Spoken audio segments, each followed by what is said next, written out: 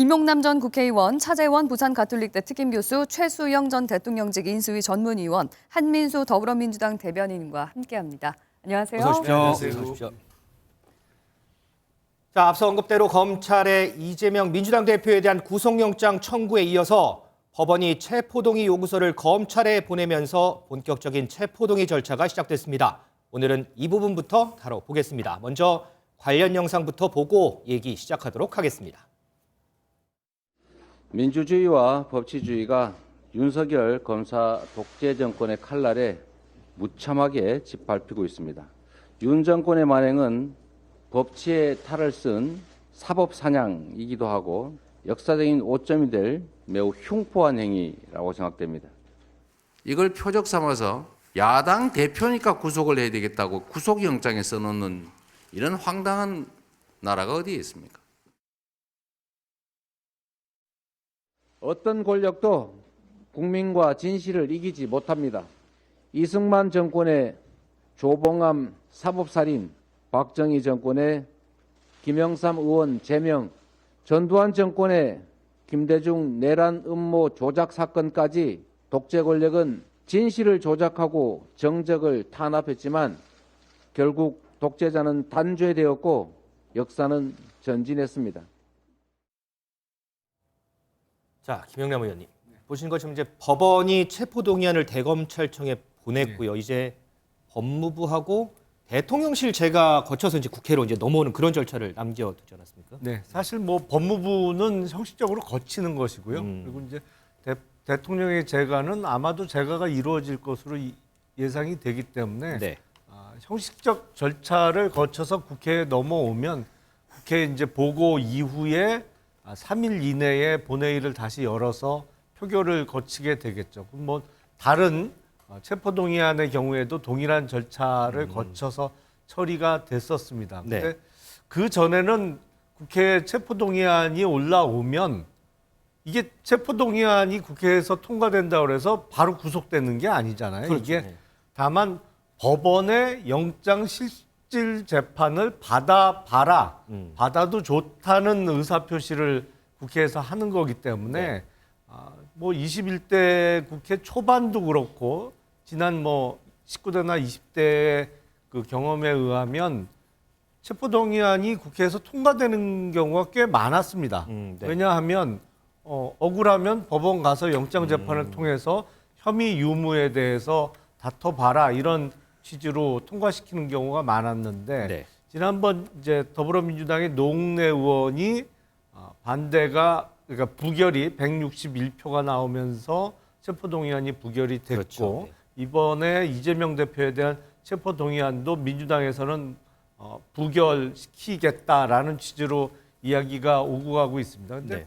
저 개인적인 생각으로는 이게 글쎄요 그렇게 수사가 허술하고 증거가 없는 사안이라면 정말 법원 가서 떳떳하게 설명하고 구속영장의 기각을 법원에서 받는 게 더 바람직하지 않을까 싶습니다. 네.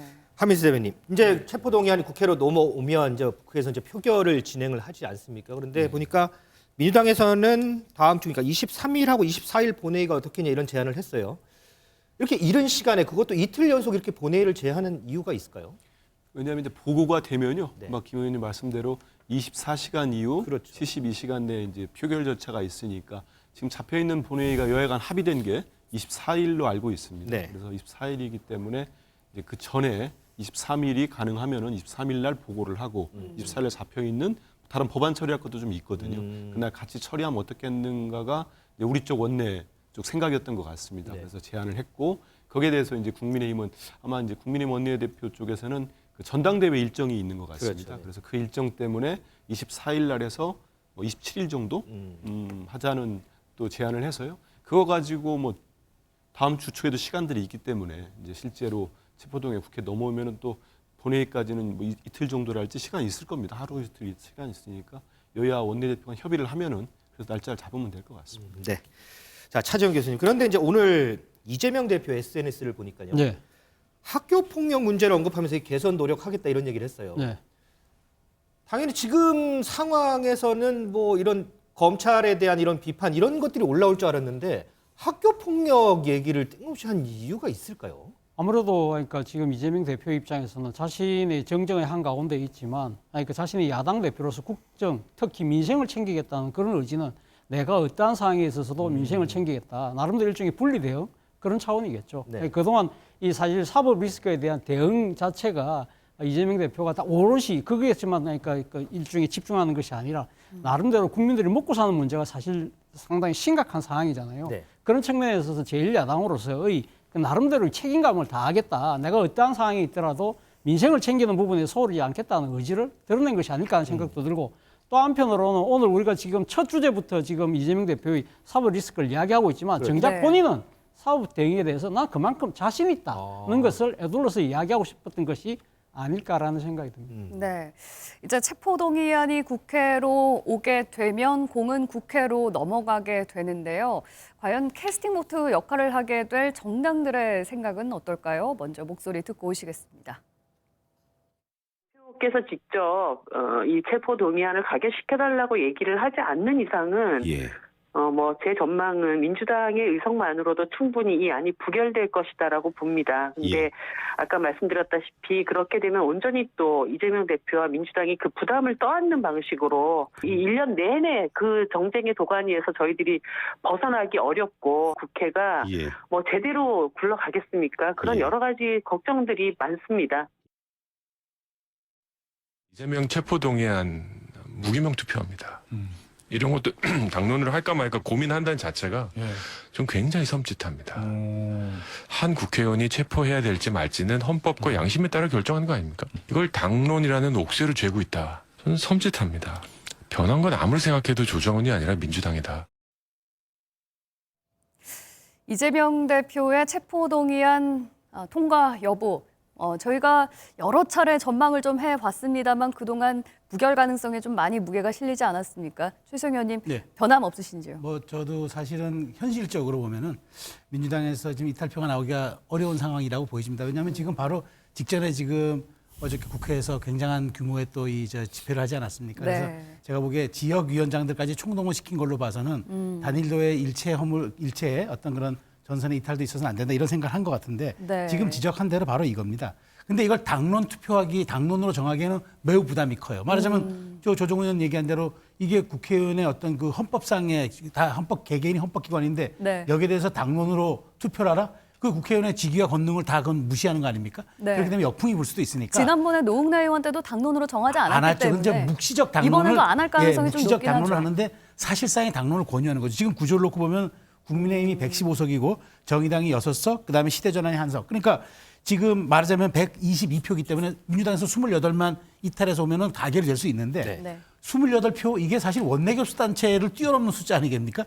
이렇게 나오려면 지금서부터 파열음이 나오고 균열이 나오고 어느 정도 예상이 돼야 되는데 민주당이 지금 계속 당내 어떤 이런 그런 또 단속이라든가 그다음에 네. 비명계 의원들 연쇄 접촉한다든가 하면서 사실상의 어떤 그런 표단속을 하고 있기 때문에 그거 불가능하고요. 저는 지금 그 정의당의 이정미 대표가 말한 대로 그거예요.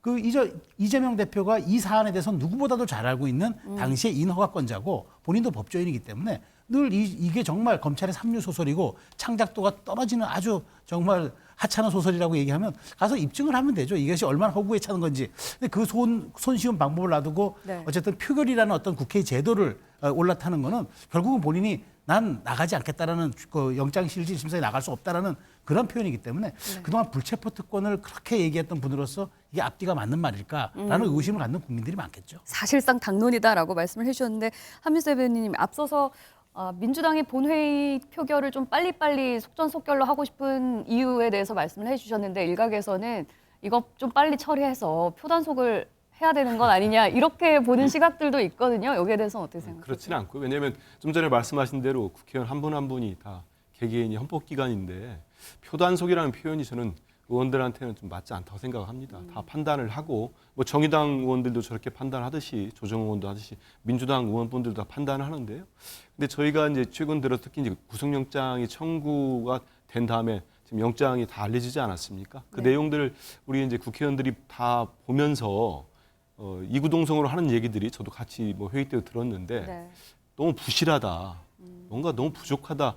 헌정사 처음으로 제1야당 대표에게 영장을 치는데 뭐 양은 뭐 170회 넘는 범위는 됩니다만은 내용이 부실하다는 거예요. 특히 뭐 지자체장 출신들 의원들 같은 경우는 만약에 성남 FC 건이 제3자 뇌물이 되면 앞으로 지자체에서 하는 뭐 구단이랄지 뭐 아무것도 할 수가 없다는 거예요. 광고비도 얻고 133억 전체가 아낌으로써 기업들로부터 광고비 계약을 받음으로써 네. 성남 시민들의 예산을 아낀 거거든요. 네. 그것도 그렇고 이제 대법원이 판례로 인정한 5,503억의 공익 환수까지 배임으로 다 넣어버리면은 이게 지자체장이든 앞으로 어떤 일선 행정가가 일을 할 수 있는가? 만약에 공공개발로 전체를 하지 않는 한 네. 그거 하려고 하다가 국민의힘의 전신이 막지 않았습니까? 그래서 공공과 민관이 같이 합작으로 한 건데 그랬다 지금 민간만 다 하면은 민관으로 된 건 그건 배임이 아닌 건가? 이런 의문점들을 의원들이 많이 갖고 있더라고요.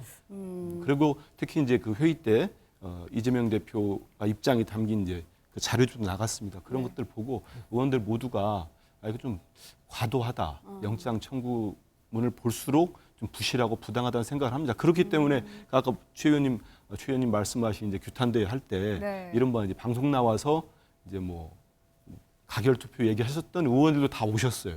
그 자리에 오셨기 때문에 그분들 오라고 한다고 해서 오는 분들은 아니거든요. 네. 그래서 지금 당내 전체 분위기는 이번 검찰의 영장 청구는 과하다는 인식들이 잡혀 있습니다. 검찰의 영장 청구가 좀 부실했다라고 말씀을 해주셨는데 네. 앞서서 김용남 의원님께서 말씀을 해주셨습니다만 만약에 이재명 대표가 떳떳하다면 굳이 체포동의안 통과 여부를 떠나서 직접 영장 실질 심사를 받고 법원의 판단을 기다려보는 건 어떠냐 이런 의견에 대해서는 어떻게 생각하세요? 그렇습니다. 지금 이제 그 체포동의안 불체포 특권이요. 네. 헌법상에 이제 보장돼 있는 건데 마치 이제 그 체포동의안을 민주당 의원들이나 이제 국회의원들께서 부결을 시킨다면은 그걸로써 이재명 대표가 무슨 수사를 거부하거나 재판을 거부하는 걸로 혹시라도 오해하시는 분이 있다면 전혀 그렇지 않습니다. 네. 이것은 우리 모두에게 해당되는 대한민국 국민 모두에게 해당되는 불구속 수사, 불구속 재판의 원칙이라는 게 있습니다. 공판 중심주도 있기 때문에 아니 이 대표가 지금까지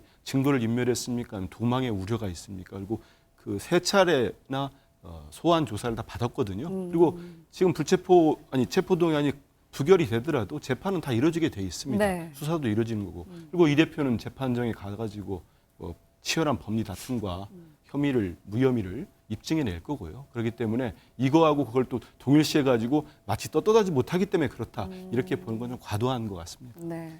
차 교수님, 어쨌든 뭐 민주당은 뭐 거대 의석을 갖고 있기 때문에 조금 전에 저희가 이정미 대표 얘기도 들어봤지만 대부분의 생각은 체포동의안이 부결되지 않겠냐라는 쪽에 좀 기우는 것 같아요. 네. 그런데 부결이 되더라도 과연 몇 표로 부결이 되느냐? 왜냐하면 뭐 이탈표 얘기 자꾸 나오고요. 몇 표로 부결이 되느냐에 따라서 향후 민주당의 분위기 또는 이재명 대표의 입지 이런 부분에도 영향이 좀 있을까요? 그렇죠.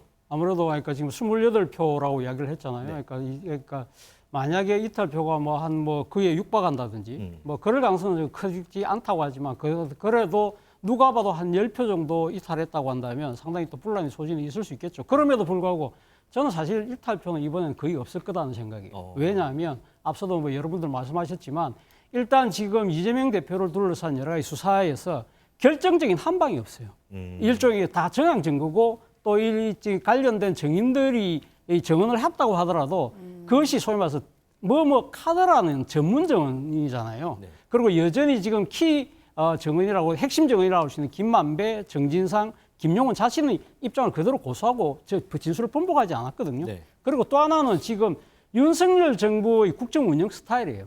이 부분에 대해서 상당히 아마 지금 민주당 의원들도 상당히 불만이 많을 거예요.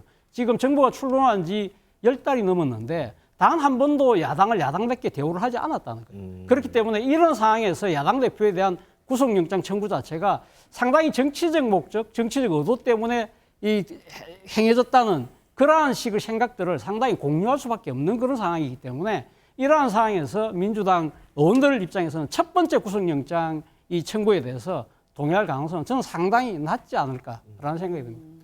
김 의원님, 지금 차 교수님은 이탈표가 거의 없을 거다라고 예측을 했는데 소위 비명계라고 꼽히는 조홍천 의원이 이런 얘기를 했단 말이죠. 지금 생각이 많다. 체포동의안 보고 결정하겠다 이런 얘기를 했는데 여기 속뜻은 뭘까요? 이게 비밀 투표로 이루어지잖아요. 그렇죠. 법안에 대한 찬성 반대는 다 이렇게 의원별로 표시가 되기 때문에 누가 찬성을 했는지 반대를 했는지 알 수 있습니다만 이 인사와 관련된 거는 다 비밀 투표로 이루어지기 때문에 네. 누가 불을 찍었는지 또 가를 찍었는지 알 수 없단 말이죠. 그러니까 나중에 표가 전체적으로 나와 보면 그걸 이제 분석을 해봐야 알 수 있는 건데 지금 의석 분포로 따지면 재재권이 지금 299명입니다. 네. 그리고 민주당과 입장을 같이 한다고 볼 수 있는 의원 수가 177명. 그리고 국민의힘 쪽에 뭐 정의당의 경우에는 적어도 불체포 특권과 관련해서는 이거를 포기해야 된다는 입장이기 때문에 이제 통과 쪽 입장이 122명이기 때문에 그날 출석한 의원들 전체 숫자하고 표결 결과를 보면 보이거든요. 완전히 이제 어떻게 되는지. 근데 지난번 노웅래 의원에 대한 체포 동의안의 경우에 부결이 161표가 나왔어요. 근데 이상민 장관에 대한 탄핵 소추안에 대해서는 찬성이 179표가 나왔습니다. 네. 만약에 그렇다면 이게 지금 노웅래 의원이 얻은 부결표하고 이상민 장관의 탄핵 소추안에 찬성한 표 그 사이쯤 어딘가 나온다면 민주당이 대동단결했다. 이재명 평가할 수 있는. 대표에 대한 체포동의안 부결에 대동단결했다고 볼 수 있는데 네. 만약에 표결 결과가 161표보다 적게 나왔다. 부결표가. 네.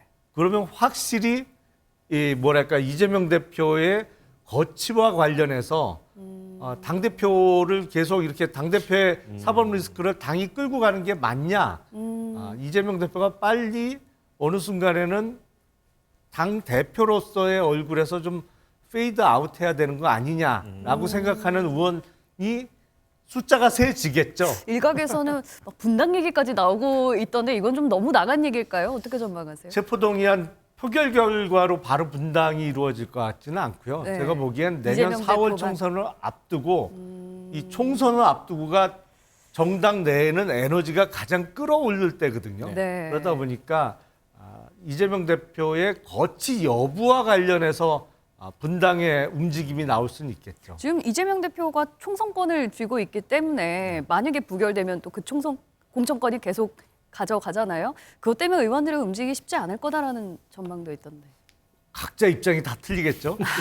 이재명 당대표 체계가 계속 유지되길 원하는 의원들도 있을 거고 네. 좀 바뀌어야 다른 그게 생각할 공천의 의원들도 문제뿐만 있을 아니라 내년 총선에서 특히 수도권 선거와 관련해서 본인의 입장에서 네. 이재명 대표 체계로 총선을 치르는 게 적어도 수도권에서 유리하겠느냐 이거에 대한 의원 개개인의 판단이 다 다를 수 있을 것 같습니다. 네, 알겠습니다. 이번에도 체포동의안 표결에 앞서서 한동훈 법무부 장관이 구속 필요성에 대해서 설명을 할 것으로 보이는데요. 일각에서는 이 표결의 변수로 한동훈 장관의 입이 꼽히고 있기도 합니다. 그 이유가 뭔지 영상으로 먼저 보고 오시겠습니다. 구체적인 청탁을 주고받은 뒤 돈을 받으면서 저번에 주셨는데 뭘 또 주냐? 저번에 그거 제가 잘 쓰고 있는데 라고 말하는 노웅래 의원의 목소리, 돈봉투 부스럭거리는 소리까지도 그대로 녹음되어 있습니다. 지난번 노웅래 의원 같은 경우에는 민주당이 압도적인 반대표 던졌어요. 한 장관 발언 수위가 이례적으로 셌기 때문에 의원들을 자극했다. 이번에도 혹시 그럴 거라고 보세요? 저는 그럴 거 봅니다. 셀수록 세면 셀수록 의원들이 반감이 생길 것이다. 161표 넘어설 걸로 보십니까? 저는 그렇게 봅니다. 네, 지난번에 노웅래 의원의 체포동의안 표결 당시 한동훈 법무장관이 의원들을 향해서 설득을 했던 장면 보고 오셨는데요. 최성 의원님, 그때 당시에 한동훈 장관이 너무 지나치게 구체적으로 설명을 했기 때문에 이거 피의사실 공표 아니냐 여러 논란들이 있었습니다. 그런 것들을 의식해서 이번에는 발언 수위가 조금 낮아질지 전망을 해보자면 어떨까요? 발언 수위가 낮아진다기보다는 지난번 사안은 너무 단순했어요. 뇌물죄잖아요. 그러니까 말하자면 이제 그 입증하기도 쉽고 사안의 구조도 비교적 간단하지만 지금 이재명 대표한테 적시된 게 혐의는 5가지입니다. 네. 그럼 그 5가지를 다 일일이 무슨 공소장 공개하듯이 다 풀어서 설명할 수는 없을 거예요. 그러니까 사건이 이제 그때와는 완전히 양상도 다르고 규모도 다르고 성격도 다르기 때문에 지난번처럼 뭐 돈봉수 부스럭거리는 소리가 있고 뭘 잘 지난번 잘 뭐 주셨는데 또 주시냐 이런 얘기들은 이번에 못 할 거예요. 더군다나 이번은 제1야당에 대한 그 대표에 대한 체포동의안이기 때문에 네. 만일 한동훈 법무장관이 그런 너무 디테일에 너무 강조함으로써 오히려 민주당의 반감을 불렀다라는 또 평가가 나온다면 이건 한동훈 장관이 그런 국무위원으로서 받을 수 있는 적합한 평가들이 아닐 수 있기 때문에 네. 이번만큼은 제가 보기엔 조금 드라이하게 이른바 좀 안정적으로 이렇게 설명하고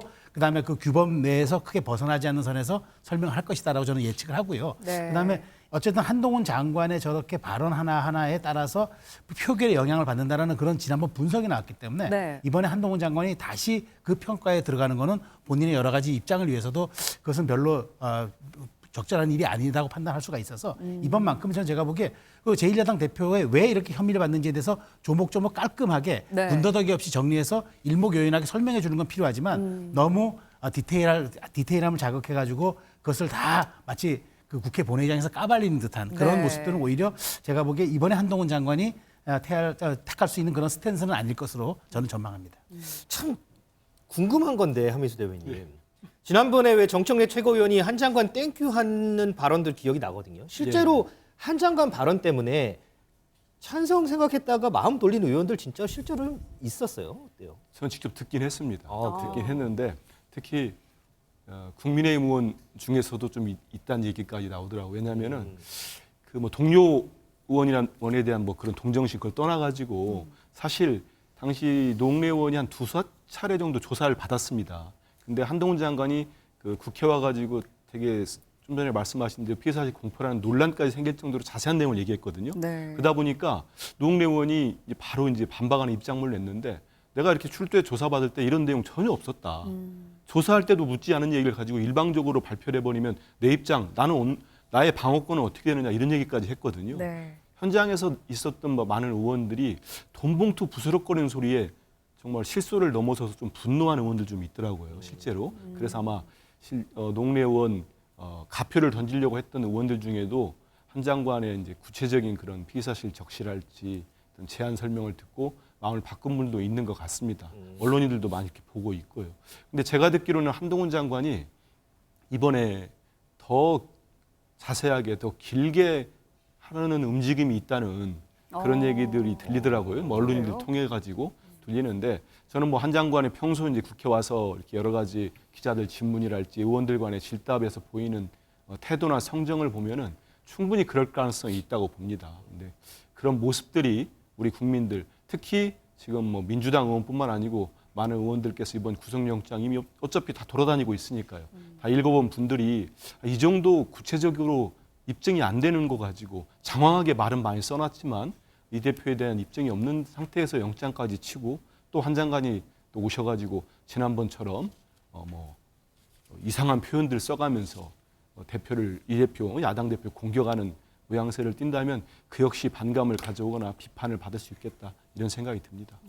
차 교수님, 저희가 네. 이제 조금 전에 양분한 민주당 법률위원장 얘기도 들어봤지만 한동훈 장관의 얘기가 셀수록 반대표가 더 많이 나올 것이다 이렇게 예측을 했어요. 네. 일각에서는 지금 이번 이 대표 체포 동의안 표결 변수가 한동훈 장관의 발언이다라는 얘기, 이제 예상도 나오는데 좀 전에 한미수 대변인이 이번에 더 자세하게 더 길게 할 거라는 얘기도 있더라라고 얘기를 했잖아요. 이게 변수가 될까요? 저는 뭐 큰 변수가 안 될 거라고 봅니다. 앞서도 제가 말씀드렸지만 어차피 이번 지금 체포 동의안에 대한 임하는 민주당의 자신은 일종의 소위 말해서 단일 대우를 완전히 형성하고 있는 것처럼 보이거든요. 그렇기 때문에 사실 그래서 이 지금 한동훈 장관이 어떤 식의 설명을 한다고 해서 그것 때문에 민주당 의원들이 표심이 왔다 갔다 한다 그 정도 사안은 아닌 것 같고요. 그럼에도 불구하고 한미수 대변인이 이야기한 것처럼 저는 한동훈 장관이 꽤 자세하게 아주 길게 아마 체포동의안의 표결 필요성을 강하게 이야기할 거라고 봅니다. 왜?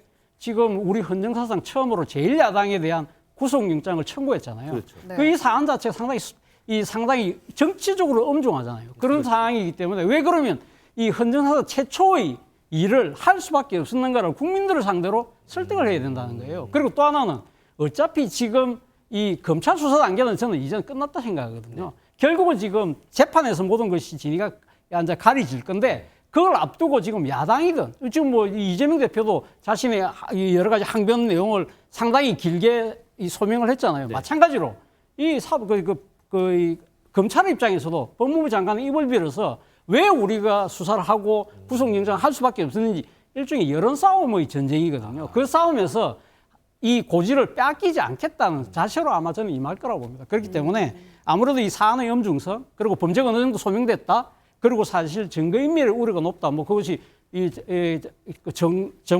정성호 의원이 뭐 이 주요 이 지금 그 피의자들 면회 가서 뭐 했다. 그런 이야기까지 일일이 다 하겠죠. 결국 여론 싸움이에요. 그렇기 때문에 한동훈 장관이 자기 할 말 다 할 겁니다. 네, 여론전에 돌입할 거다라고 말씀을 해주셨는데 그 말씀대로 당대표의 구속위기에 처한 민주당, 지금 당 내에서는 표단석에 나서고 있지만 밖에서는 여론전에 돌입을 한 모습입니다. 이재명 대표의 검찰 영장 청구에 반대하는 대규모 규탄 집회가 어제 열리기도 했는데요. 그 모습 먼저 보고 오시겠습니다.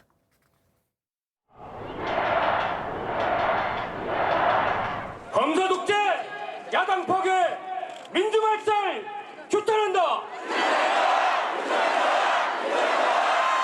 권력남용, 보복수사, 법치 파괴 중단하라. 지금 윤석열 정권 뭘 하고 있습니까? 야당 사냥, 정적 제거의 혈안입니다. 몰락한 과거 독재 정권의 그 슬픈 전철을 밟지 마십시오.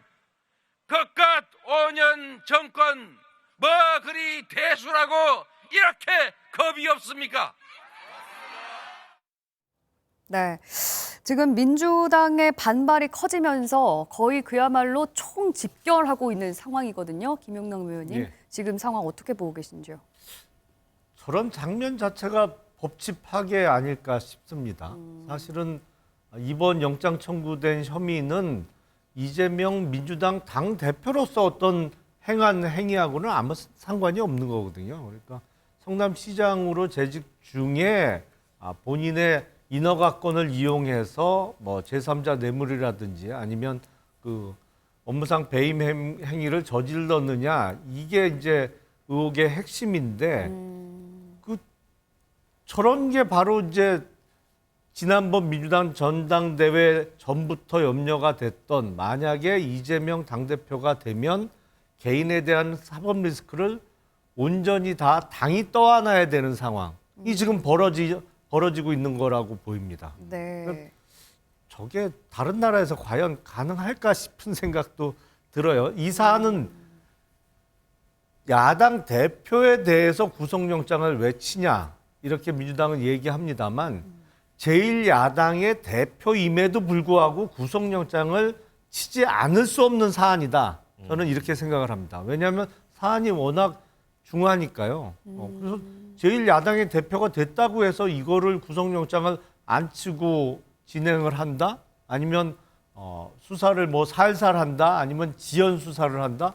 그거 자체가 이제 법치주의가 망가지는 거죠, 시스템이. 근데 오히려 좀 적반하장이 아닌가 싶습니다. 네, 어제 민주당 모인 사람들이 예상보다 거의 뭐 2배 이상 넘었다고 하기도 하고, 지금 김용남 의원님께서 말씀을 해주신 부분은 당대표와는 전혀 상관없는 일에 너무 당이 이렇게 대동단결하는 건 아니냐는 식으로 말씀을 해주셨거든요.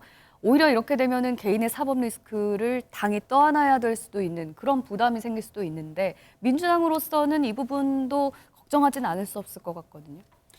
영장 검찰이 네. 예상을 했습니다만 구속영장을 치고 바로 이제 저희들이 저런 이제 집회를 경내에서 네. 국회 본청 계단에서 이제 준비를 하는데 사실상 뭐 24시간도 안 됐죠. 근데 지난해 10월에 저희들이 저 똑같은 장소에서 규탄 대회를 한번 했었습니다. 그때는 네. 뭐 했냐면요.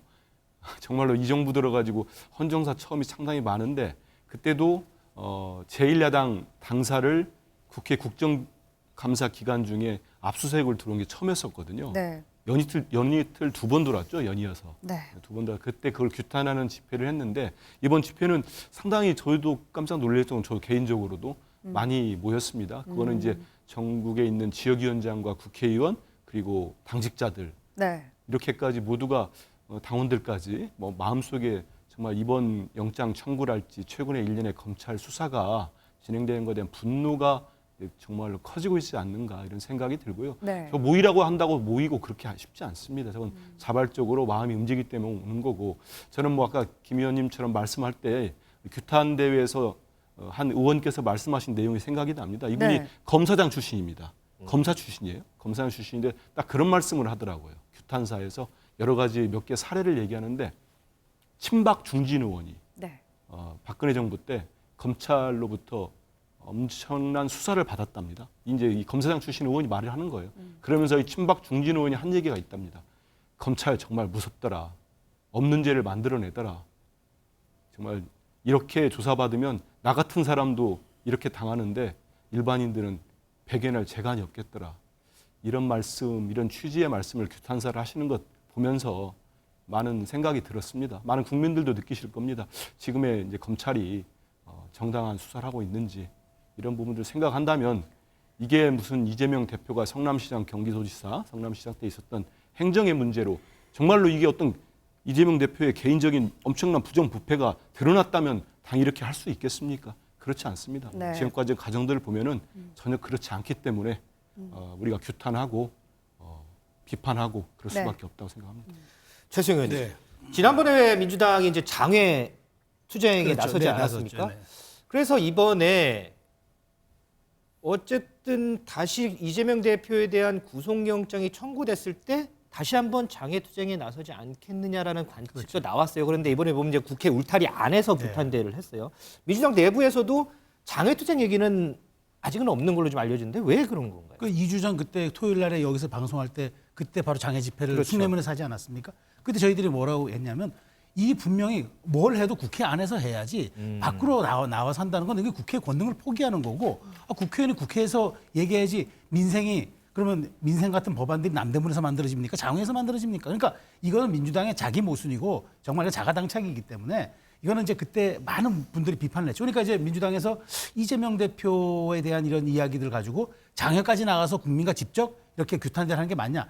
회의론이 들었을 거예요. 김 의원님 말씀하신 것처럼 이거는 이재명 시장이 성남시장으로 재직하던 당시 인허가권의 남용과 거기에 대한 어떤 그런 불법과 배임에 대한 혐의로 지금 여기 재판이 진행되는데 민주당이 여기 한 몸인 것처럼 마치 삼국지에 나오는 그 배를 다 사슬로 묶은 연환계처럼 동시대응한다는 건 이거는 적절하지도 않고 국민의 눈높이에 부합하지도 않는다라는 당의 합리적인 목소리가 반영이 된 거죠. 그러니까 하더라도 국회 안에서 세과시를 하고 우리가 보여주는 게 맞지 장외로 나가서 이렇게 할 때는 민생 정당임을 외치는 것 이런 것들도 다 말의 효력을 잃을 뿐더러 특히나 이재명 대표가 여러 가지 인허가권에 대해서 지금 혐의를 받고 있기 때문에 메신저 자체가 약간 지금 말하자면 오염이 된 상황에서 밖에 나가는 메시지가 얼마나 강력하게 국민에게 힘을 발휘할 수 있겠는가 이런 현실론도 아마 있었을 거예요. 그렇기 때문에 국회 안에서 이제 한 것 같고요. 저는 어쨌든 앞으로 그 민생을 얘기하는 정당이 이 권위주의 시대가 아닌 민주화 시대에 밖에 나와서 대국민과 직접 소통하면서 뭘 하겠다? 그거는 시대 이제 바뀌어야 이야기고요.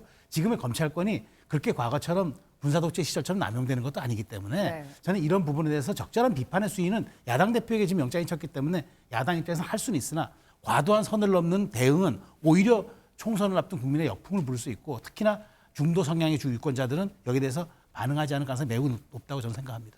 차 교수님, 지금 뭐 민주당 국회의원이나 당직자들은 물론 장외도 투쟁을 하진 않지만 오늘도 보면 이재명 대표의 지지자들은 용산에서 집회 신고도 하고 뭐 집회를 예정하고 있습니다.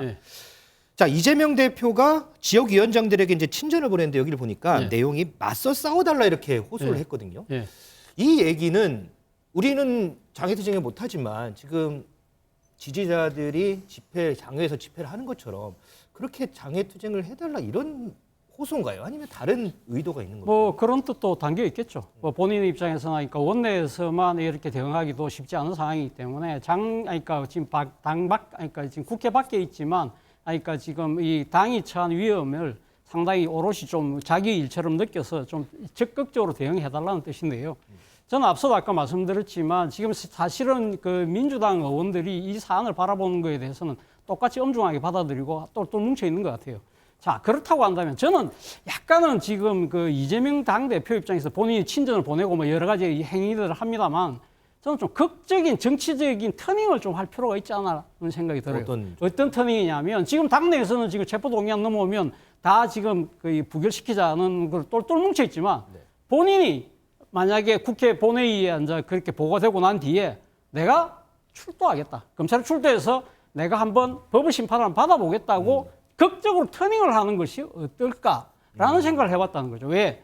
이걸 이순신 장군의 용어로 이야기하면 사적생이죠. 아니, 죽기를 각오하고 맞서야만 살 수 있다는 것이고, 불교식 용어로 이야기하면 백척간도 진일 보는 거예요. 자, 첫 번째, 지금 우리가 아까 이야기했다시피 지금 검찰이 수사한 부분에 있어서 상당히 구체적인 증거들이 거의 없잖아요.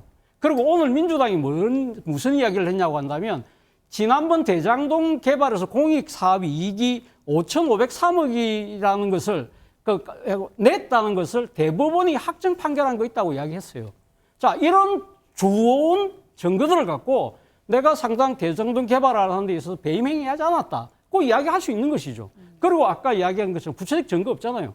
지금 다 지금 들었다 카더라는 증거밖에 없단 말이에요. 그렇다고 한다면 영장실질심사할 때 범죄 혐의를 과연 검찰이 소명할 수 있겠느냐.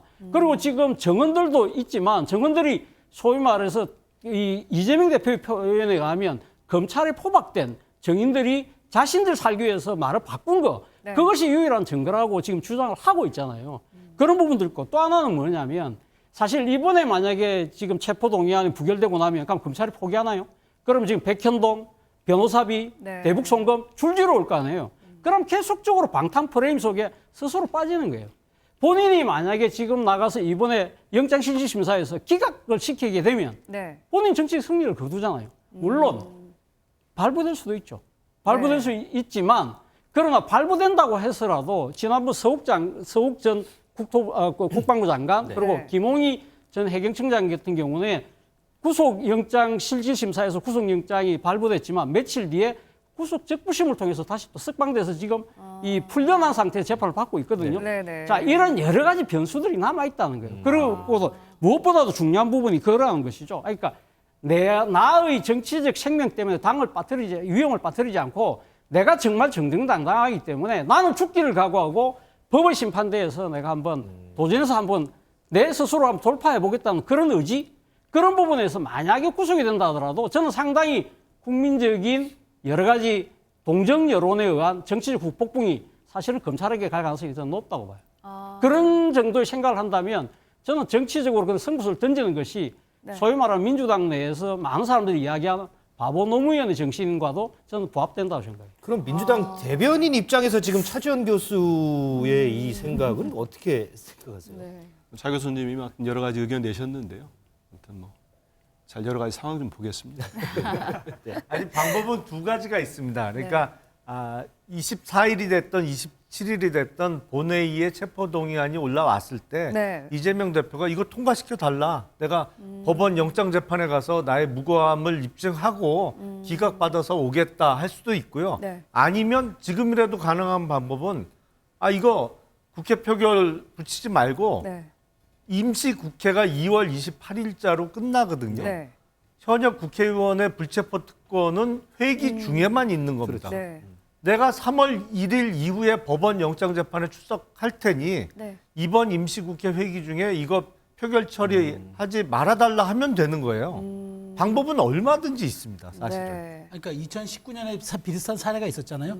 그때 이제 국민의힘 권성동 의원, 네. 그때 새누리당이었죠. 네. 새누리당이었죠. 그때 이제 강원랜드 채용 비리 사건으로 이제 조사를 받으니까 이게 이제 국회 검찰이 이제 체포동의안을 보내려고 하니까 보내지 마라. 내가 직접 출두해서 내가 소명하겠다 해서 영장실질심사에 가서 그 구속이 안 됐어요. 그리고 네. 결국 재판을 통해서 무죄를 입증받았어요. 그런 사례. 특히 그때도 권성동 의원도 국회 법사위원장을 지냈던 중진이었고 그다음에 법률 가족 상식이 있는 변호인 출신이었기 때문에 본인 자신 있으니까 무죄임을 확신하니까 그렇게 대응했던 거 아닙니까? 결국 판결을 받아냈고 저는 똑같다고 봐요. 이재명 대표도 매우 이 사건에 대해서 본인만큼 잘하는 사람이 없고 네. 본인도 법조인이니까 당당하게 이건 내가 임하겠다라고 삼류소설이라고 하니까 내가 아주 그 논리의 허구성을 입증하겠다라고 하면은 정말 이렇게 되면 저는 이재명 대표의 정치 인생에서는 어마어마한 사실은 또 큰 자산이 될 수도 있기 때문에 한번 고려해볼 필요는 있을 것 같습니다. 여기 계신 네 분 중 세 분께서는 이재명 대표가 영장 심사를 직접 받는 것이 낫다라고 판단을 하셨는데 과연 이재명 대표는 어떤 선택을 할지 좀 지켜봐야 될 거고요. 그렇다면 검찰이 적시한 구속영장 청구 내용이 어떤지 좀 자세히 살펴보도록 하겠습니다. 검찰이 영장 청구 사유로 두 가지를 들었는데요. 첫째는 사안의 중대성, 그리고 두 번째는 증거인멸을 들었습니다. 구속 필요성을 강조하면서 시정농단, 내로남불, 아시타비 이런 이례적인 말이 등장하기도 했는데 김용남 의원님, 영장에 이런 단어들이 쓰였던 적이 있는지 궁금하거든요. 그러니까 구속영장을 보면 뭐 제일 중요한 거야 범죄 사실이죠. 네. 지금 이제 의혹을 받고 있는 범죄 사실을 쭉 적시한 다음에 보통은 뭐 한두 페이지 정도 붙여서 구속을 해야 되는 필요성에 대해서 설시를 합니다. 네. 그러니까 뭐 어떠한 뭐 조사받을 때 부인으로 일관하면서 네. 아니면 또 이 사건 관계자와의 연락을 시도해서 진술 번복을 권유했다든지 뭐 이런 내용을 쓰거든요. 보통은 객관적이고 좀 사실에 기반한 단어들 위주로 그렇죠. 사용하지 않습니까? 예. 근데 이제 이번 구속영장의 뒷부분에 붙어 있는 구속의 필요성 부분에 대해서는 네. 평가라고 볼 수 있는 단어들이 좀 많이 쓰인 것 같아요. 약간 주관적인 판단이 예. 들어갈 수도 있는. 그래서 저는 이런 거는 조금 바람직해 보이진 않습니다. 그러니까 법률가로서 법률 문장을 쓸 때는 네. 상당히 객관적인 사실을 설명해주고 법률적인 표현 외에는 좀 드라이하게 작성하는 게 맞지 않나 싶고 네. 이게 이제 주관적 평가라고 볼 수 있는 부분은 최소한 하는 게 맞는 것 같은데 네. 쓰다 보니까 가끔 그런 경우가 있거든요. 저희도 이제 사람이다 보니까 감정이 소위 들어간 건가요? 필 받는다고 하는 거죠. 이렇게 쭉 쓰다 보면 이렇게 네. 쭉 문장을 이어가면서 조금 사족이 붙은 거 아닌가 싶습니다. 그런 거는. 네. 뭐 한민수 대변인님께서는 앞서서 영장이 너무 부실했다라고 말씀을 해주셨습니다만 어떻게 보셨는지 이게 또 좀 궁금한데요. 과하죠. 내로남불, 뭐 아시타비, 인허가 장사라는 표현도 있는 것 같더라고요. 네. 근데 검찰이 수사를 통해서 증거를 할지 명확한 물적 증거를 통해서 영장도 치고 청구하고 그다음에 수사를 해나가는 거지. 이런 것들 때문에 저는 지금의 검찰 수사가 많은 분들로부터 어떤 정치적 행위다. 네. 이런 뭐 기획 수사냐 이런 비판을 받는다고 봅니다. 이게 너무 과한 것 같아요. 그다음에 이 구속 앞부분에 보면은 뭐 성남시장 뭐 이렇게까지는 뭐 할 수 있습니다. 그 당시 사안을 갖고 한다고 하지만 네. 뭐 국회의원이자 제1야당의 대표로서 정치 권력자 중 한 사람이기 때문에 구속이 필요하다고 쓰는 거예요. 네. 이건 어찌 보면은 많은 이들로부터 저도 의심이 든 겁니다. 이번 수사가 정말 정치적 배경이 있는 우리 민주당과 많은 국민들이 비판하는 정말 민주당을 파괴를 하고 정적을 제거하려는 수사 아닌가. 이런 게 은연중에 다 이런 영장에 드러나고 있다고 봅니다. 또 그중에 하나 또 전 민주당 우리 의원들이나 민주당이 똘똘 뭉칠 수밖에 없는 계기 중에 또 하나가 뭐가 있냐면요. 네. 뭐 대표 말고도 뭐 김태년, 윤영찬 의원 이렇게 이름들이 들어있어요. 네. 민주당 의원들이. 근데 윤영찬 의원은 뭐 많이 얘기하지 않습니까? 국민의힘도 얘기하면서 이낙연 전 경선 후보 대표 측의 핵심 측근 맞습니다. 그분들이 대장동 제기했다고 막 주장하잖아요. 근데 그 의원이 또 들어있어요. 또 김태년 의원도 들어있고. 근데 두 분 다 강하게 지금 혐의를 부인하고 있습니다. 그러면 현역 의원들을 그 영장에 마구 집어넣을 때는 최소한의 조사는 하고 넣어야 되는 거예요. 저번에는 남욱 씨인가요? 유동규 씨인가 누군지 정확히 기억이 안 나는데 이광재 의원 또 이름을 얘기했어요. 네, 근데 이광재 의원이 바로 반론 입장문을 냈습니다. 자기는 대장동을 이번에 알았다. 이런 식의 검찰 수사와 진술들 때문에 좀 무고한 피해자들이 너무 많이 나오겠다는 생각이 들고요. 네. 이러다 보니까 영장 자체가 심하게 얘기하면은 뒤죽박죽 막 엉망진창이 된 것 같아요. 이 영장 가지고 제1야당 대표를 인신 구속하겠다. 김진표 국회의장도 말씀하지 않았습니까? 국회의원의 신병을 확보하고 인신 구속하는 건 정말 신중할 필요가 있다 했습니다. 그래서 아까 세 분도 말씀하셨지만은 네. 지금 저런 검찰 이런 엉뚱하고 엉망진창인 영장을 때려놓고 청구해놓고 빨리 나가서 받아봐라. 대표가 수사를 안 받겠다는 것도 아니고 재판을 받고 혐의를 입증하겠다고 하는 거니까 네. 검찰의 잘못된 부분부터 지적하는 게 맞다고 생각합니다. 네. 그 부분은 조금 오해가 있으신 것 같습니다. 그러니까 그 이재명 대표가 제1야당의 대표로서 영향력이 막강하다. 뭐 이러면서 설씨를 그 기재를 하게 되는 거는 박근혜 전 대통령에 대한 구속영장을 보면 바로 이해가 돼요. 왜냐하면 그 구속영장에 보면 대통령으로서 국정 전반에 대한 막강한 영향력 그리고 사건 관련자들에 대해서 어쨌든 유무형의 어떠한 영향을 끼칠 수 있는 점에 대해서는 상세히 설명을 해놓거든요. 그러니까 지금 이재명 대표는 제1야당의 대표가 어딜 도망을 가겠느냐, 왜 잡아넣으려고 하느냐 그러는데 그런 논리라면 박근혜 전 대통령은 어떻게 구속이 됐어요.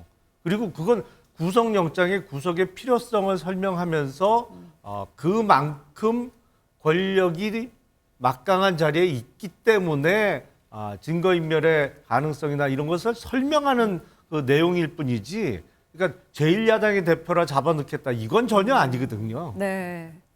좀 오해가 있으신 것 같습니다. 네. 자, 그러면 차 교수님. 지금 검찰이 주장하는 구속 필요성들 좀 하나씩 보면 그중에 하나가 범행을 부인하고 진술서만 제출한 점, 이 부분을 꼽거든요. 근데 여기에 대해서 이제 이재명 대표가 진술은 권리에 따라서 이뤄진 것으로 적법하다 이렇게 반박을 하고 있는데, 왜 앞서 이제 세 차례 검찰 조사를 받으면서 이재명 대표가 진술서로 가름을 하고 구체적인 혐의에 대해서 이제 언급은 하진 않았잖아요. 이 부분도 상당히 영향을 많이 끼친 걸로 봐야 될까요? 검찰 입장에서는 상당히 중요하다고 생각을 하는 것이죠. 그러니까 지금 본인의 혐의를 전부 다 전면적으로 부인을 하고 있고, 또 하나는 지금 이 정인들에 대한 해유 뭐 그런 부분들도 지금 이야기를 하고 있지 않습니까? 그렇기 때문에 사실은 그러니까 지난번에 세 차례 나와서 검찰에 이 나름대로 진술을 자기 나름대로는 했지만 사실은 진실을 말하려는 뜻이 전혀 없다. 소위 말해서 이제 법정용어로 개전의 정이 전혀 없다는 것이죠. 검찰은 어차피 이재명 대표가 중요한 범법을 행했다고 생각하기 때문에 이러한 부분들을 강조해야만 영장실질심사 같은 경우에, 그러니까 지금 판사가 받아들이기에 상당히 자신의 혐의를 부정하고 그렇기 때문에 증거를 인멸할 가능성이 크고 도저히 우려가 있다고 아마 판단할 가능성이 높다고 그렇게 이야기를 하는 것 같아요. 그럼에도 불구하고 저는 조금 이런 부분들이, 저는 뭐 상당히 법률 전문가는 아니지만 조금 이해가 안 되는 부분이, 이 사실은 뭐 지금 어떤 피의자라도 하더라도 네. 아마 이 검찰 수사 단계에서는 자신에게 다 유리하게 진술할 수밖에 없는 거잖아요. 실제 또 이 지금 우리 법적으로도 진술 거부권이 이 분명히 명시되어 있는 상황이기 때문에 이러한 부분들은 물론 이제 법적으로 다툴 경우에는 이제 이 검찰에서 피해자에 대한 구속의 필요성을 위해서 이런 이야기를 하긴 합니다만, 과연 이러한 부분들을 법은 어떻게 판단할 것인가? 이건 어차피 피의자의 엄연한 권리인데 네. 이런 부분을 갖고 구속을 사유라고 주장하는 부분에 대해서 과연 소구력이 있을까라는 생각을 해봤습니다.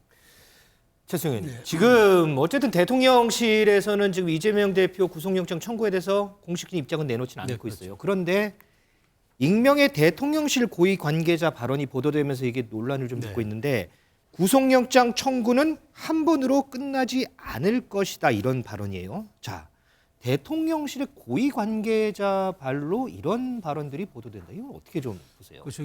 이거는 저는 제가 보기에 조금 그 대통령실의 어떤 뭐 제가 수석급인지 뭐 비서관급인지 제가 모르겠습니다만은 굳이 이 시기에 이 발언을 했어야 하냐는 생각은 듭니다. 왜냐하면 지금 그렇지 않아도 이게 이제 국회 시간으로 넘어가지 않았습니까? 네. 이제 표결이 이제 체포동의안 표결이 국회 시간으로 넘어갔는데, 만약 대통령실에서는 차라리 여기에 대해서 뭐 국회가 알아서 할 일이고 그건 뭐 국회 판단을 존중한다 정도의 그냥 멘트면은 적절했을 텐데, 마치 이렇게 되니까 야당에서 무슨 개입하는 흔적을 보이는 것 아니냐라는 뭐 또 야당에서는 가이드라인 아니냐 이런 얘기를 하는데, 자, 아마 이 얘기에 대한 취지는 이럴 거예요. 그러니까 앞으로도 계속적으로 범죄 사실 그 혐의가 입증되면 계속 건건히 구속영장이 이제 앞으로 날아갈 거고, 검찰이 이제 체포동의안 국회를 보낼 텐데, 뭐 그런 여러 가지 그런 걸 감안해서 지금 그 뭐 좀 하라는 그런 취지의 얘기일 수 있으나, 결과적으로 듣는 사람들은 대통령실이 무언가 여기에 대해서 코멘트를 하는 것으로 보이고 어떤 사안에 대해서 입장을 내놓은 것으로 보이기 때문에 해석의 영역으로 들어가는 건 이건 매우 좀 말하자면은 온당하지 못하다. 그리고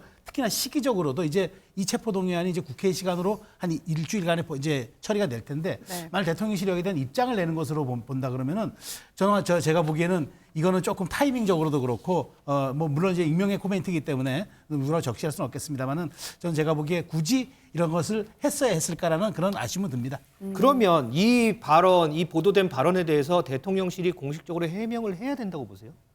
뭐 굳이 해명 이게 공식적인 입장이 아니었고 사견을 전제로 했다고 제가 보도를 봤거든요. 사견을 전제로 했기 때문에 이 부분에 대해서 굳이 별도의 대통령실 입장은 낼 건 없죠. 왜냐하면 공식 라인의 이야기거나 대통령 워딩이 아니었기 때문에 이 부분에 대해서는 굳이 내진 않아도 앞으로 이런 부분에 대한 좀 참고 사례는 삼았으면 좋겠다는 생각입니다. 대통령실에서도 이 고위 관계자 발언 보도에 대해서는 공식 입장이 아니다라고 선을 긋고 있는데 민주당에서는 좀 강하게 반발을 하고 있어요. 근데 이건 정말 민주당 역지사지에도 만약 이런 일에서 국민의힘이 이런 청와대 고위 관계자 멘트를 들었다면 가만히 있지 않았을 겁니다. 왜냐하면 들켰죠. 은연중에 사견이라고 했지만 고위 관계자라면 뭐 저는 청와대 이제 출입 기자를 해봤습니다만은 그렇게 기자들이 다 이렇게 기사를 쓸 때 아무리 익명이라도 표현상에 하는 게 있습니다. 네. 고위 관계자는 최소한 수석급이 맞습니다. 그리고 핵심 관계자 쓸 때는 적어도 대변인 정도의 비서관급들을 쓰거든요. 네. 행정관들은 그냥 관계자로 씁니다. 그렇기 때문에 고위 관계자는 수석급인데 그렇다면은 뭐 저도 누군지는 확인은 안 해봤습니다만 대략적으로 저런 말씀을 할 분들이 한 2분 정도로 압축이 될 것 같은데 이런 표현이 이제 속내가 드러난 건데 이러다 보면은 우리 민주당뿐만 아니고 많은 국민들이 의심을 안 할래 안 할 수가 없습니다. 결국은 대통령실이 이 모든 수사, 야당 탄압하고 검찰을 앞세워서 수사하는 것들의 배후 아닌가, 컨트롤 타워 아닌가. 아니 국회에서 정말로 적법한 절차에 따라 체포동의안이 됐던 뭐가 됐던 다 처리하면 되는 거 아니겠습니까? 왜 대통령실은 자기들 당 전당대회뿐만 아니고 모든 걸 다 간섭하려고 합니까? 그리고 모든 걸 지휘, 통제하려고 합니까? 특히 정말 공정성과 형평성이 핵심인 검찰 수사마저도 네. 이렇게 한다는 거는 도저히 제 상식으로는 용납할 수가 없습니다. 네, 알겠습니다.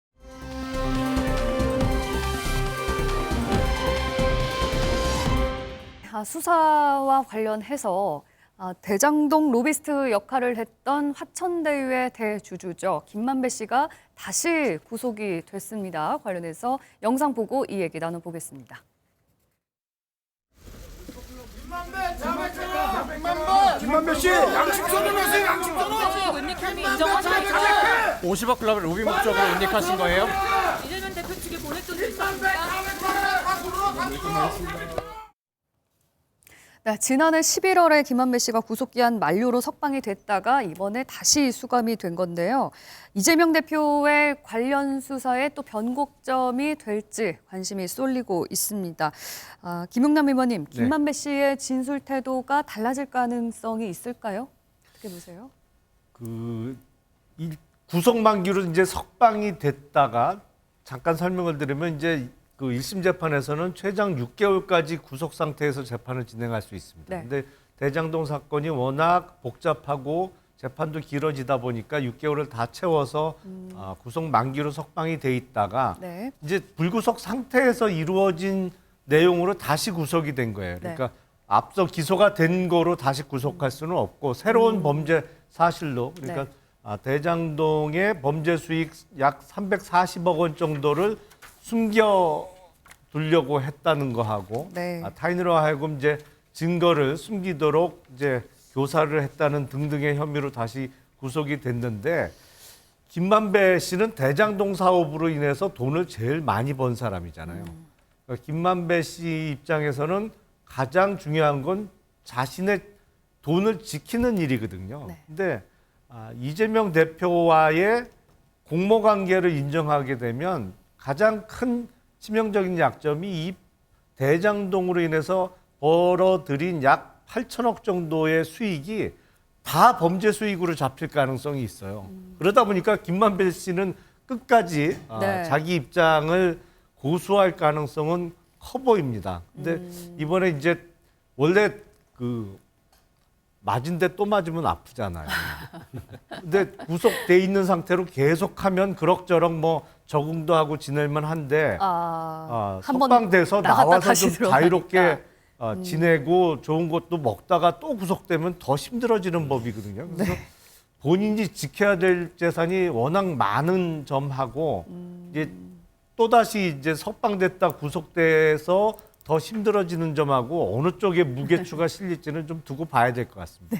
차정 교수님, 예. 이재명 대표 측에 428억 원을 지급하기로 약정했다라는 의혹을 받고 있는 건데요. 김만배 씨가 이 부분에 대해서는 이번 이재명 대표의 구속영장 청구에는 포함이 되지 않았는데 그 이유와 여기에 대해서 김만배 씨가 과연 어떤 진술을 하게 될지도 관심이거든요. 글쎄요. 그러니까 지금 뭐 김만배 씨가 가연한테 입을 다시 열면서 기존의 입장을 바꿀 거냐 말 거냐의 부분인데 아무래도 이 평범한 사람 같으면 앞서 뭐 김영환 의원 말씀하셨지만 네. 구속에서 풀려났다가 다시 구속되는 거 정말 싫어하거든요. 정말 것 같아요. 진짜 그런 상황이기 때문에 심리적 압박감이 엄청날 거예요. 그리고 네. 본인 입장에서도 네. 법조 기자를 했기 때문에 왜 가면 검찰이 추가 구속을 했을까 네. 뻔하게 생각할 거 아니에요. 그러면 나가다가 과연 이걸 갖다가 어떤 식으로 가면 이 상황을 돌파할 것이냐 부분에 대해서 진짜 만약에 실체가 있다고 한다면 그럼 내가 이걸 진술해 마라 이런 생각을 할 것이고 네. 또 만약에 진짜 실체도 없는데 그러면 계속 압박한다고 또 말할 수도 없는 거잖아요. 네. 그렇기 때문에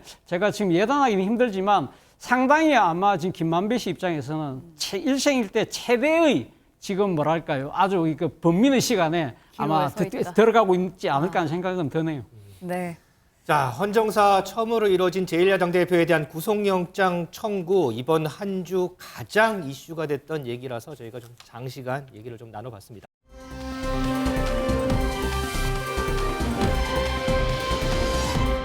자, 최수영 의원님 이번 주에 또 확 뜬 게 예. 김기현 후보의 그 울산 이제 KTX 의혹 그렇죠. 이제 안철수 후보가 이 얘기를 했고 네. 김 후보는 또 여기에 대해서 안철수 후보가 민주당 DNA로 내부 총질한다 또 이런 얘기를 맞받았어요. 어떻게 좀 보셨어요? 이제 정말 그 열기가 엄청나게 고조되고 있죠. 지금 사실 처음에는 뭐 윤심 논란으로 인해서 조금 약간 그러니까 말하자면 관심이 좀 영역 바뀌었는데 지금은 후보 간 좀 말하자면 난타전 양상을 보이면서 지금 굉장히 뜨거워지고 있는데 일단 뭐 다음 주 월요일 날 뭐 MBN에서 이제 2차 토론회를 이제 하는 걸로 저희도 그렇죠. 알고 있습니다만은 네. 지금 TV 토론에서 사실 1차 토론에서 가장 핫하게 주목돼 받았던 게 바로 이 KTX 이제 부지 의혹이죠. 그 정말 예상도 못하게 황교안 의원이 제기를 한 겁니다. 맞아요. 황교안 네. 후보가. 네. 그러니까 정말 황교안 후보는 이제까지 여기 출마했을 때 아마 부정선거 의혹 이런 걸 아마 제기할 거라고 많은 사람들이 유추하거나 전망을 했었는데 전혀 그렇지 않고 1번 질문, 주도권 질문에서 바로 그 김 후보에 대해서 그 KTX 의혹을 물으면서 이제 이게 쟁점이 된 건데 네. 김 후보가 여기에 대해서 이제 명쾌하게 그냥 답변을 좀 했으면 괜찮았는데 아니 그게 지금 시세보다 지금 굉장히 내가 이득 본 건 없고 하면서 그냥 싸게 사가면 되겠다 이렇게 해명을 하다 보니까 해명이 이제 좀 약간 부실했다 이런 거죠. 그래서 이제 2차 공방전이 연설에서 벌어진 건데 네. 저는 이렇게 봅니다. 뭐 어쨌든 제가 보기에 이준석 대표가 여기 해명했던 것처럼 이걸 뭐 투기라고 보기에는 애매한 측면도 있고 해서 다만 이제 이게 제가 보기에 국민의힘 내부에서 대표 형성 과정에서 그렇게 지금 네거티브성으로 갈 만한 사례가 없었는데 이게 유일하게 지금 이렇게 돌출되면서 후보 간에 지금 공방이 벌어지고 있는 건데 어쨌든 지금 안 후보 측 입장에서는 양강구도의 균열을 낼 수 있는 이게 호재가 되었다고 판단했었던 것 같아요. 그렇지만 내놓고 보니까 김 후보 측의 해명도 그렇고 더구나 선관위가 개입하면서 이런 부분에 대해서 앞으로 논쟁하는 거는 국민의힘 내부 경선에서 별로 좋지 않을 것이라고 또 그 약간 이제 말하자면은 경고성 메시지를 내놨기 때문에 제가 보기에 이게 큰 앞으로 이슈로 돌발할 것 같지는 않아요. 다만 휘발성 있는 이슈여서 부동산 문제니까 약간 주목을 끌었는데 네. 결국에는 저는 이제 2차 MBN 토론에서부터는 누군가가 이제 이 당의 비전과 정책, 그다음에 총선에서 어떤 전략으로 승리할 것이냐 이런 쪽으로 이제 아마 선회를 할 것 같아요. 왜냐하면 이 부분이 어떤 특별한 탈법이나 위법 사유가 있어서 된 문제가 아니라 황 후보가 제대로 해명하라고 의혹 제기의 수준이었기 때문에 이 부분은 지금 김 후보 캠프에서 상당 부분 그 설명을 내놨더라고요. 그런 점을 놓고 본다면은 저는 어쨌든 2차 토론부터는 굉장히 이제 본인들의 그런 비전과 전망이 무엇이냐라고 이제 선회할 것 같고 이런 부분에 대해서 아마 지금 84만 당원들이 굉장히 선호 투표할 가능성도 있어요. 왜냐하면 김기현 후보가 뭐 최근 어떤 윤 대통령의 여러 가지 지원을 받고 있다는 건 암묵적으로 인식하고 있을 수 있어서 네. 거기다 선호 투표를 할 수도 있지만 그럼에도 불구하고 84만 당원이 과연 내년 총선에서 우리가 이기려면 어떤 후보를 대야 되냐는 이른바 전략 투표 이 점도 약간 고려 대상이 될 것 같아서 2차 토론 또 뜨거워질 것 같습니다. 시청자 여러분들 중에서는 아니 황교안 후보가 언제 그런 얘기를 했지? 그런 얘기를 정말 했을까라고 생각을 하시는 분들이 계실 것 같은데 저희 제작진이 그 상기시키는 차원에서 그 당시 영상을 좀 준비했는데요. 영상 좀 보고 오겠습니다. 지금이라도 총선 승리를 위해서 선당 후사의 정신으로 용기 있게 사퇴하십시오. KTX 울산 역세권 연결도로 관련 의혹 반드시 해명해야 됩니다. 아직도 민주당 DNA를 그대로 가지고 있는 분이 많이 있는 모양입니다. 우리 당에. 이 민주당식 프레임을 하면서 내부 총질하는 후보 여러분 용납하시겠습니까? 울산 KTX 역세권 시세 차익 질문에 제대로 답하지 못했습니다. 만약 김기현 후보가 당대표가 되면 내년 총선에서 민주당의 대당정 비리 심판할 수 없습니다. 김용렬 의원님. 예. 김기현 후보가 이제 안철수 후보에 대해서 당 선관위에 엄정 조치를 요구한 부분 아까 전 영상을 봤잖아요. 처음 제기한 거는 황교안 후보인데 예. 왜 황교안 후보는 쏙 빠지고 안 후보가 갖고 그럴까요? 그러게 말입니다. 뭐 그 우리 속담에 어디서 뺨 맞고 어디서 화풀이 한다는 얘기가 있는데 그 토론회에서 첫 의혹을 제기한 건 분명히 황교안 후보였어요. 근데 아무래도 이게 황교안 후보는 소위 얘기되는 양강 구도가 아니라서 김기현 후보가 황교안 후보의 어떤 공세에 대해서 직접적으로 대응을 하게 되면 황교안 후보의 지지율을 올려줄 가능성이 있다 보니까 이제 의혹 첫 제기는 황교안 후보가 했습니다만 오히려 안철수 후보를 향해서 대응을 나선 게 아닌가 싶습니다. 근데 1차 토론회를 보니까 의외로 양강 후보보다 좀 하위권에 있다고 평가됐던 황교안 후보나 천하람 후보가 부상하는 모습이 좀 보여요. 그런 얘기도 많더라고요. 예, 그래서 이게 어떤 효과를 낼까 좀 생각을 해보면 이게 전당대회에서의 당원 투표율을 올릴 가능성이 높아 보입니다. 그러니까 역대 전당대회를 보면 그 전에 2017년인가요? 홍준표 당대표 당선될 때가 또 그 이후에 황교안 당대표 당선될 때 당원 투표율이 대략 25%였어요. 네. 근데 2021년 이준석 당대표 당선될 때가 투표율이 껑충 뛰어갖고 45%까지 올라갔거든요. 근데 이렇게 좀 약체 후보라고 하는 후보들이 부상하면 투표율이 이게 40%를 넘어서 이렇게 쭉 올라갈 가능성이 높기 때문에 네. 그렇게 되면 예측이 어려워집니다. 이게 투표율이 올라가면 에너지가 커지면서 어느 쪽으로 더군다나 이번 같이 결선 투표 제도를 도입한 전당대회에서는 최종적으로 어떤 결론이 날지 예측 가능성이 힘들어져요. 네. 이제 투표율이 낮으면 대략 조직력이 강한 후보가 1위로 그냥 끝내는 경우가 대부분이죠. 근데 그 양강 후보의 약간 토론회에서의 부진 그리고 3, 4위로 평가되는 후보들의 부상 이게 전당대회에 대한 흥미를 더 끌어올리고 있는 것 같습니다. 네. 말씀하신 것처럼 최근 여론조사를 살펴보면 김기현 후보, 안철수 후보가 1, 2위를 다투는 가운데 양강구도 속에 천하람 후보가 또 추격하는 양상을 보이고 있습니다. 차재원 교수님, 네. 지금 국민의힘의 이 여론조사 흐름 어떻게 읽고 계신지요? 일단 김기현 후보가 상당히 대세론을 많이 갖고 있다고 보지만 그러다 보니까 그러니까 부자 몸조심한다고 네. 본인이 상당히 방어에만 좀 급급한 측면이 있는 것 같아요. 그리고 또 지금 2위 후보인 안철수 후보는 자신의 아젠다를 제시하기보다는 네. 1위 공격에만 이야기하다 보니까 상위권 후보 둘이가 일종의 난타전을 벌이고 있는 것이죠. 그래서 아까 뭐 열기가 뜨겁다고 말씀하시는데 제가 생각했을 때는 열기가 뜨겁다기보다는 모양새 자체가 상당히 좀 이 뭐랄까요 이전 투구 모양새이기 때문에 네. 상당히 좀 보기가 좀 안쓰러울 정도 상황이기 때문에 네. 아무래도 아무래도 지금 후발 주자인 3위, 4위를 달리고 있는 천하람 지금 이 한교안 두 후보가 이야기하는 부분들에 대해서 조금 더 시선이 가는 상황인데 그중에서 특히 지금 젊은 패기로 지금 상당히 지금 아주 기세가 오르고 있는 이 천하람 후보 같은 경우는 상당히 좀 주목할 필요가 있지 않나 하는 생각이 들어요. 지금 뭐 천하람 후보 같은 경우는 사실은 지난 전당대회 때 이준석 돌풍이 있었지만 이준석 돌풍과 조금 다르다고 생각하는 것 자체가 그때 당시에는 이준석 후보는 소위 말해 단독 플레이였잖아요. 네. 이번에는 천하용인이라고 해서 지금 이 최고위원 후보군들하고 같이 지금 이렇게 서클을 형성해서 일종의 뭐랄까요. 이 팀워크를 지금 보이면서 상당히 판세를 약간은 흔들고 있는 모양새이기 때문에 네. 이런 부분들 때문에 아까 김영남 의원 말씀하신 것처럼 젊은 층들의 기대가 커지고 있다. 그렇다고 한다면 천하람 후보의 언더도그의 반란 자체가 얼만큼 가느냐. 이러한 부분들이 만약에 지금 이 상당히 결선투표까지 만들어내고 그 결선투표에 진짜 천하람 후보가 올라갈 경우에는 정말 이때는 진짜 그야말로 이 열기가 뜨거워질 수 있을 것 같은데 그 가능성은 상대적으로 좀 약해 보이긴 합니다만 네. 예, 그런 관점에서 거기까지 보면 재밌을 예상하시는 것 줄 같아요. 알았어요. 네. 그런 관점에서 보면 재밌을 것 그건 같아요. 좀 낫다. 예. 천하람 후보가 최근에 이런 얘기를 했어요. 지금 이준석 전 대표와 굉장히 가까운 사이로 알려져 있는데 이 전 대표를 향해서 도와주는 거는 고맙지만 좀 선을 넘을 때가 있다. 이런 얘기를 했더라고요. 이거는 무슨 뜻일까요? 그러니까 지금 천하람 후보가 지금 여기서 가장 지금 경계하고 본인이 또 여기서 선을 그어야 될 게 이준석 아바타예요. 이준석 아바타론에 그 딱 프레임에 갇히는 순간 이준석 대리인밖에 안 되고 본인은 확장력 없는 청년 정치인이 되어버리잖아요. 그러니까 자꾸 인터뷰에서 이렇게 얘기하는 것 같아요.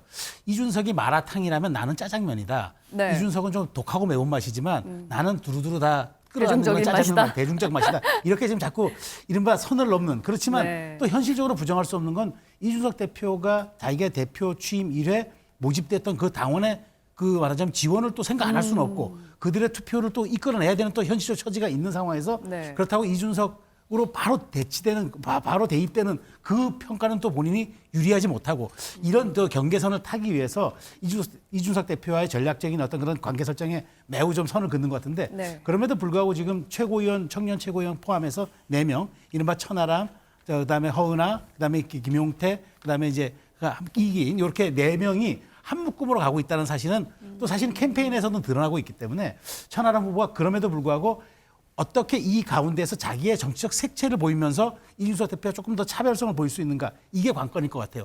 아마 근데 이 차별성이 매우 미묘한 지점이라 네. 쉽지는 않아 보입니다.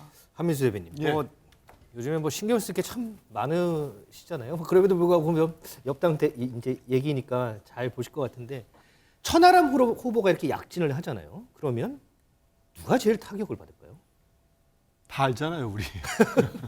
안철수 후보가 지금 주춤을 하고 있지요. 이거 아까 이제 왜 그러면 김기현 후보는 황교안 후보를 공격받으면서도 안 하느냐?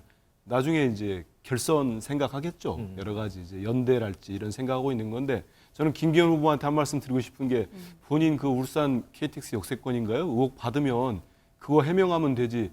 왜 거기다가 또 민주당을 끌어들입니까? 뭐 민주당 DNA가 뭐 어때서? 저기 거기에 또 우리 기분 걱정하지 나쁘실 수 마시고 있겠군요. 네. 저는 뭐 기분 나쁘기보다도요. 뭐 저희들은 뭐 대인배니 근데 그쪽 당 걱정 많이 하시면 좋을 것 같고 네. 저는 이런 생각을 해봅니다. 윤심 논란했다가 탄핵 논란했다가 무슨 뭐 겁먹은 개 뭐 어쩌고 해가지고 개 논란이 있었잖아요. 이제는 이제 서로가 이제 과거랄지 안철수 후보의 과거, 이제 과거에 제기됐던 의혹들, 네. 과거사를 놓고 난타전을 벌이고 있는데요. 다른 당에 있습니다만은 이게 저는 전당대회 이후까지도 상당히 후유증이 클 것 같아요. 크게 남을 것 같고. 그 면에서는 사실 민주당에서 보기에 남일 같아 보이진 않을 것 같아요. 뭐 그런 말씀 워낙 드리면 그 전당대회 경선에서 치열하게 다투다가 그 후유증이 또 남을 수 있다. 지금 이 부분 걱정하시는 거잖아요. 걱정을 하는 거죠. 왜냐하면 여야 모두 정상적으로 정당들이 경쟁을 해야 되고 건전해야 되는데 한쪽 당이 내부적으로 너무 이렇게 다툼을 하게 되면은 국회 내에서도 제대로 된 입법 활동도 못하는 경우가 많거든요. 그러니까 건전하게 되는 게 맞고 이제 MBN 월요일 날 저는 MBN 토론에 되게 주목해서 보려고 하는데요. 천하람 후보 어떤 경쟁력 더 보여주거나 1차 때 잘했다는 평가 있던데 그런 부분들이 판세에 좀 영향을 줄 것 같습니다. 네. 김영남 의원님, 저는 네. 좀 그게 궁금해요. 조금 전에 천하람 후보가 약진을 하면 안철수 후보가 가장 타격을 받을 것이다라고 예측을 하셨는데 네. 자, 지금 보면 김기현 후보가 조금 전에 저희가 여론조사를 봤지만 이게 전주보다 한 2.5%포인트 좀 떨어진 수치더라고요. 근데 지금 보면 나경원 전 의원하고 김나연 대 맺었죠. 조경태 의원하고 김조연 대 맺었죠. 이럼에도 불구하고 이렇게 빠지는 이유는 뭐라고 분석을 하세요? 김기현 후보의 최대 강점은 조직력이죠. 왜냐하면 지금 현역 국회의원, 당협위원장 뭐 제일 많이 확보하고 있다고 말해도 뭐 다른 사실과는 뭐 부합하니까요. 근데 최대 약점은 뭐냐? 그 강한 조직력이 본인의 힘으로 만든 거냐? 그 부분에 대해서 많은 사람들이 좀 의구심을 갖고 있거든요. 그래서 소위 그 뒷 배경이 워낙 세고 좋아서 이렇게 많이 확보한 거 아니냐. 지금 그런데 후보 등록을 마치고는 이제는 정말 김기현 후보가 본인만의 퍼포먼스를 보여줘야 하는 시간이거든요. 네. 그래서 본인의 정책 비전을 강하게 당원들에게 제시를 안 하면 자꾸 이렇게 슬슬슬슬 흘러내리는 지지율을 보일 위험성도 있습니다. 그래서 이제는 본인이 당대표로서 능력과 자질을 갖추고 있다는 그거를 합동 연설회가 됐던 토론회가 됐던 본인의 역량을 최대한 보여줘야 되는 시기가 되고 그렇게 돼야 1차 투표 아니면 혹시 있을지 모르는 결선 투표에서 좋은 결과를 낼 수 있지 않을까 싶습니다. 네, 알겠습니다. 자, 지금- 저희가 조금 전에 이제 이재명 대표에 대한 체포 동의안이 언제 열릴까라고 얘기를 했는데 지금 저희 속보 나오는 것처럼 여야가 다다음 주 월요일입니다. 오는 27일 본회의에서 이재명 대표에 대한 체포 동의안 표결을 붙일 거다 이렇게 합의를 했습니다. 과연 27일 어떤 결과가 나올지 주목이 되고요. 네. 그리고 다음 주 월요일입니다. 오는 20일 MBN 주간으로 국민의힘 당대표 토론 2차 토론회가 오후 5시 20분 예고가 돼 있습니다. 과연 어떤 전략을 들고 나올지 상당히 궁금해집니다. 네. 자, 이상으로 주말 뉴스와이드 마치겠습니다. 시청해주신 여러분 고맙습니다.